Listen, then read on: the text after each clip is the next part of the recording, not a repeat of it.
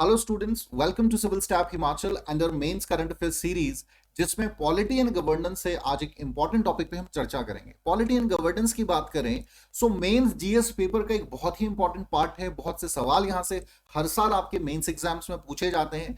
चूंकि सब्जेक्ट आपका डायनेमिक है, इसीलिए करंट अफेयर्स की सिग्निफिकेंस भी बहुत ज्यादा है। करंट ओरिएंटेड ही ज्यादातर सवाल पूछे जाते हैं। इसीलिए स्टूडेंट, आज का टॉपिक भी बहुत इंपॉर्टेंट है, कुछ समय पहले चर्चा का विषय बना रहा था और इसी पर आज हम चर्चा करेंगे। मान के चलिए there is any person who is accused in certain crimes और जुडिशरी में उसके खिलाफ ट्रायल चल रहा है।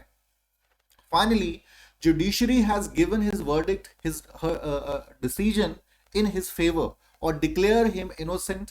ठीक है, अब जब वो व्यक्ति इनोसेंट डिक्लेयर हो गया है और वो समाज में वापस जाता है, so he had to face the social trial as well, और जिसकी वजह से साइकोलॉजिकली पर्सनली उसको बहुत सी समस्याएं झेलनी पड़ती है। और यहाँ सबसे ज्यादा जो महत्वपूर्ण रोल प्ले करता है वो है इंटरनेट, गूगल। ठीक है, किसी भी व्यक्ति के बारे में जानकारी प्राप्त करना इंटरनेट के माध्यम से बहुत बड़ी बात आज नहीं है 21वीं सदी में। So because of that number of problems created for that person. So क्या इससे संबंधित कोई हमारे समाज में, सोसाइटी में, हमारे कॉन्स्टिट्यूशन में कोई लॉ है, कोई पर्टिकुलर आर्टिकल में क्या बात की गई है, इसी के बारे में आज हम बात करेंगे। आज का हमारा टॉपिक है राइट टू बी फॉरगेटन। ठीक है, क्या राइट टू फॉरगेटन का इतिहास रहा है, क्या चैलेंजेस हैं, क्या समस्याएं हैं, क्यों भारत के लिए इतना इंपॉर्टेंट और क्या एक वे फॉरवर्ड हो सकता है, इन सभी तमाम पहलुओं पर आज चर्चा करेंगे। चलिए, सबसे पहले हम बात करते हैं राइट टू बी फॉरगेटन है क्या।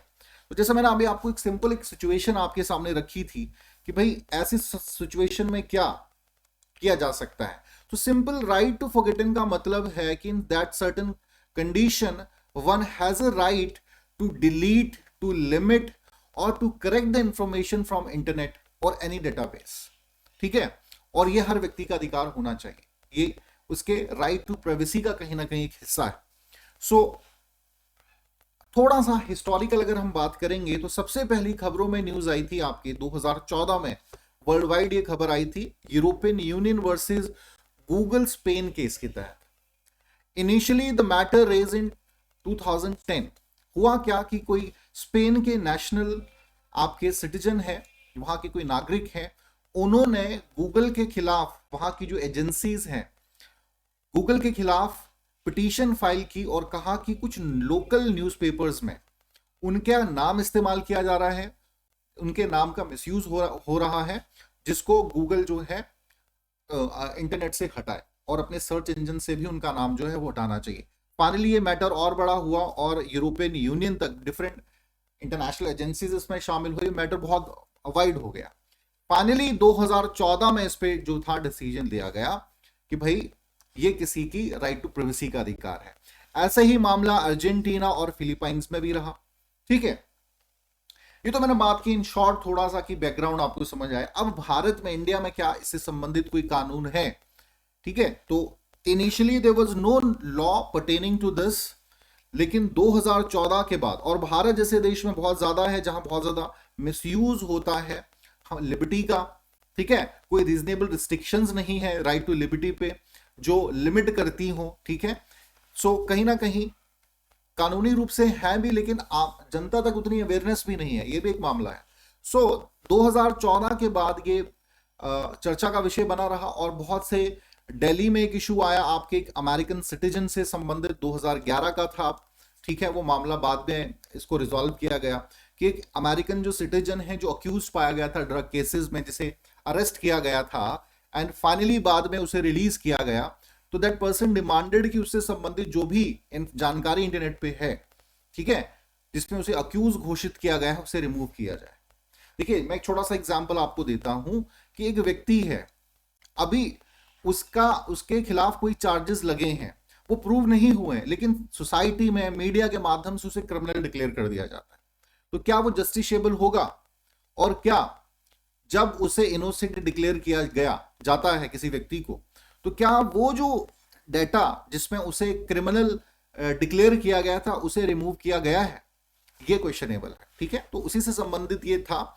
और अभी कुछ समय पहले जुलाई 2021 में ही, जुलाई अगस्त का मामला है कि एक टीवी एक्टर है आपके आशुतोष कौशिक, ठीक है, आशुतोष कौशिक जो है उन्होंने इस मैटर को रेज किया और कहा कि ये उनका राइट टू बी फॉरगेटन का अधिकार है, और इस मामले को उठाया, और 10 साल का कोई उनका पुराना केस था जिसको उन्होंने कहा कि पब्लिक डोमेन से ये चीजें हटानी चाहिए, ठीक है, और फाइनली रिमूव भी की गई। ये तो मैंने बात की पर्सनल डाटा, ये तो मैंने सिचुएशन की बात की। अब इससे संबंधित 2019 में पर्सनल डाटा प्रोटेक्शन बिल जो था उसमें डिफाइन किया गया कि there shall be a right to be forgotten. It's a statutory right तो है ही, और कॉन्स्टिट्यूशनल स्टेटस भी इसका दिया गया है, ठीक है, और ये निर्धारित किया गया धारा 21 के तहत। अंडर आर्टिकल 21 इंडियन कॉन्स्टिट्यूशन की right to life and personal liberty की बात की जाती है, जो कि बहुत ही इंपॉर्टेंट आपका आर्टिकल है। एंड इन 2017 एक केस बहुत इंपॉर्टेंट है, ये जरूर आपको याद रखना है, Puttaswamy versus Union of India 2017 का केस, जिसमें यह कहा गया that right to privacy is basically a fundamental right under article 21, under article 21 जिसमें राइट टू लाइफ और पर्सनल लिबर्टी का अधिकार दिया गया है, उसी में आपके राइट टू प्रिवेसी को भी रखा गया। एंड देन फर्दर ये कहा गया कि ये जो आपका राइट टू बी फॉरगॉटन है, it's a part of right to be forgotten is the part of right to privacy. Point is clear? So I hope ये आपको कॉन्स्टिट्यूशनल स्टेटस भी समझ आया कि पर्सनल डाटा प्रोटेक्शन बिल जो है वो डिफाइन करता है आपके राइट टू बी फॉरगॉटन को, और कॉन्स्टिट्यूशन में आर्टिकल 21 में राइट टू प्रिवेसी में ही राइट टू बी फॉरगॉटन को जोड़ा गया है, रखा गया है। चल सो अब जरा हम बात करेंगे इंडिया में जरूरत क्यों है भाई, why there is a need. तो सबसे पहला है saves right to privacy in a wider form. अब देखिए 2017 में पुट्टुस्वामी की जजमेंट के बाद, ठीक है, ये तो कह दिया गया कि राइट टू प्रिवेसी जो है वो आपका फंडामेंटल अधिकार है, लेकिन चूंकि इंटरनेट का जमाना है और बहुत बार ऐसा देखा गया मिसयूज होता है, बहुत से स्पेशली जो आपकी विमेन्स हैं उनके खिलाफ बहुत से ऐसे वीडियोस रिलीज कर दिए जाते हैं जो उनकी पर्सनल लाइफ को इफेक्ट करते हैं, ठीक है, या किसी फेमस सेलिब्रिटी या पर्सनालिटी का नाम इंडल्ज कर दिया जाता है गलत तरीके से, बाद में अगर वो इनोसेंट भी प्रूव हो रहा है, लेकिन द मैटर विल रिमेन, वो इंटरनेट में रहेगा, और ये खतरा है भाई आने वाली जनरेशन भी तो गलत समझेंगे ना, तो ये बड़ा जरूरी है, certain matter should be remove from, ठीक है। और तो हम ये कह सकते हैं कहीं ना कहीं ये जो अधिकार है इसने राइट टू प्राइवेसी को और वाइडली फॉर्म में सिक्योर करने को की इंश्योरेंस की है, तो इंपॉर्टेंट है ये। नेक्स्ट है protect the values of democracy. देखिए लोकतंत्र का मतलब सिंपल ये नहीं होता कि भाई आप वोट दे रहे हैं, यू हैव पॉलिटिकल राइट्स, आप सरकार के खिलाफ आवाज उठा सकते हैं, आपको स्वतंत्रता का अधिकार है, सिर्फ यही इंश्योर नहीं कर रहा, हालांकि ये भी इंपॉर्टेंट है, right to liberty and life, ठीक है, ये तो इंपॉर्टेंट है, but with dignity, to live a dignified life, और हर इंडिविजुअल की लिबर्टी का सम्मान होना चाहिए, यही इंश्योर करता है किसी भी देश की डेमोक्रेटिक सेटअप को। और इसमें जो आरटीबीएफ है आपका, ये बहुत इंपॉर्टेंट रोल प्ले करता है, क्योंकि जो वल्नरेबल सेक्शन है, जो अक्यूज्ड है, उसको भी, उसका भी सम्मान से जीने का अधिकार है, ठीक है। और ये बहुत जरूरी है कि भाई जो, जैसे मैं अभी आशुतोष कौशिक के केस के मैं जिक्र कर रहा था, इनका मामला था, अब how many people were aware about this, very few were aware about this, लेकिन जब इसकी मांग की गई तो पता नहीं कितने लोगों ने उसको सर्च किया होगा, ठीक है। अगर मैटर इस तरीके से नहीं होता तो आने वाली जनरेशन में भी उनका मिसयूज होता, तो ये क्वेश्चनेबल चीज है, और हमारा जो वैल्यूज, डेमोक्रेटिक की वैल्यूज है, उसको मेंटेन रखने के लिए, ठीक है, ये बहुत जरूरी है।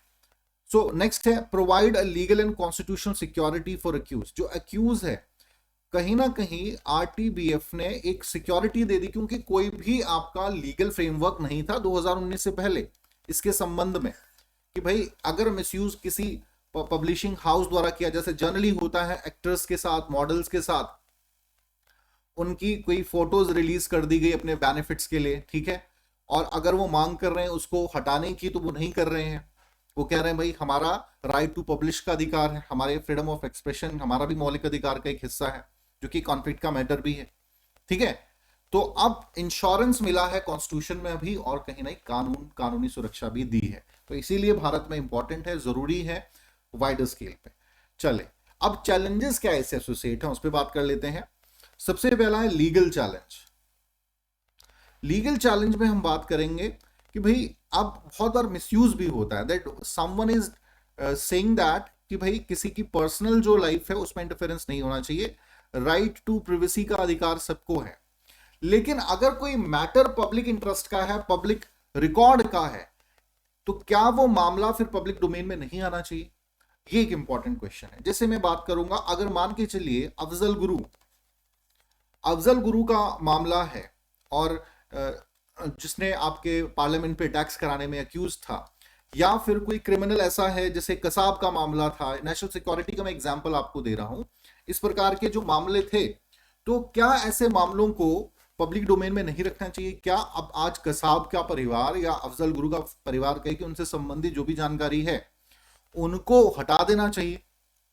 If the matter is of public importance, public record में रखने योग्य है, तो फिर इसे रखना चाहिए, और इस पर फिर जो है आपका राइट टू बी फॉरगेटन जो है वो नहीं लागू होता है। ठीक है, ये इंपॉर्टेंट है, ये आपको ध्यान देने वाली बात है। और इसकी इंश्योरेंस कहां है कॉन्स्टिट्यूशन में?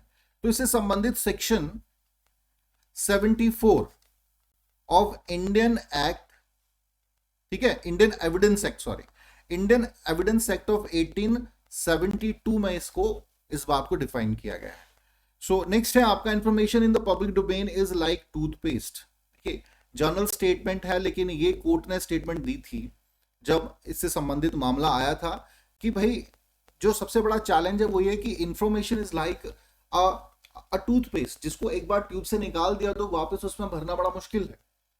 जनरली जैसे कोई इंफॉर्मेशन लीक होती है तो उस पर नियंत्रण रखना, उस पर कंट्रोल रखना बड़ा मुश्किल सा काम है, भले ही रिस्ट्रिक्शंस लगा दी जाएं इस प्रकार की। ठीक है, हालांकि सुरक्षा तो मिल रही है, लेकिन फिर भी जो है एक बार जानकारी लीक हो गई तो फिर वो बढ़ती ही जाती है। जैसे मैंने अमेरिकन केस के कंटेक्स्ट में बात की है, या स्पेन के केस देखो, भारत में आज हम इसका जिक्र कर रहे हैं, हालांकि उस मैटर को फेवर में दिया गया, लेकिन फिर भी वो मामला पब्लिक डोमेन में आया। आशुतोष कौशिक का मैं बात कर रहा हूं, ठीक है, ये मामला छुपा तो नहीं। सो इसीलिए कहा जाता है कि भाई जानकारी कुछ ऐसा है कि वो फैलती ही जाती है, उसको रोकना संभव नहीं है, तो इसका फिर रेलेवेंस नहीं है। तो एक बहुत बड़ा चैलेंज है ये कि भाई कैसे कंट्रोल किया जाए। नेक्स्ट है conflict between individual and society, ये बहुत इंपॉर्टेंट है। अब जो आपका राइट टू बी फॉरगॉटन है, ये आपके इंडिविजुअल राइट की सुरक्षा कर रहा है, हर व्यक्ति की, लेकिन दूसरी तरफ समाज के भी कुछ अधिकार हैं जिसमें राइट टू इंफॉर्मेशन जुड़ा हुआ है। ठीक है, या फिर right to freedom of expression जुड़ा हुआ है under article 19। Point is clear? तो ये यहां पर चैलेंजेस हो जाते हैं। अब मैं एक एग्जांपल आपको दूंगा कि किसी व्यक्ति ने कहा कि भाई जानकारी मेरे से संबंधित जो है वो रिमूव की जाए, लेकिन जैसे एक एक्ट्रेस का मामला दिल्ली का ही है कि उन्होंने कहा कि भाई उनसे संबंधित जो फोटोज रिलीज की गई हैं उसको ये पब्लिशिंग हाउस जो है हटाए, और दिल्ली कोर्ट वो मामला गया, दिल्ली कोर्ट ने उनके फेवर में हक में फैसला दिया, ये कहते हुए बिकॉज ये मैटर उनकी राइट टू प्रिवेसी से जुड़ा हुआ है। बट दूसरी तरफ उस पब्लिशिंग हाउस ने भी केस कर दिया कोर्ट पर, ये कहा कि what about my right to freedom of expression, जिसमें मुझे राइट टू पब्लिश का अधिकार है। तो ये जो कॉन्फ्लिक्ट्स हैं ये कहीं ना कहीं प्रॉब्लम क्रिएट करते हैं। ठीक है, सो और ये एक हर्डल की तरह हम देख सकते हैं।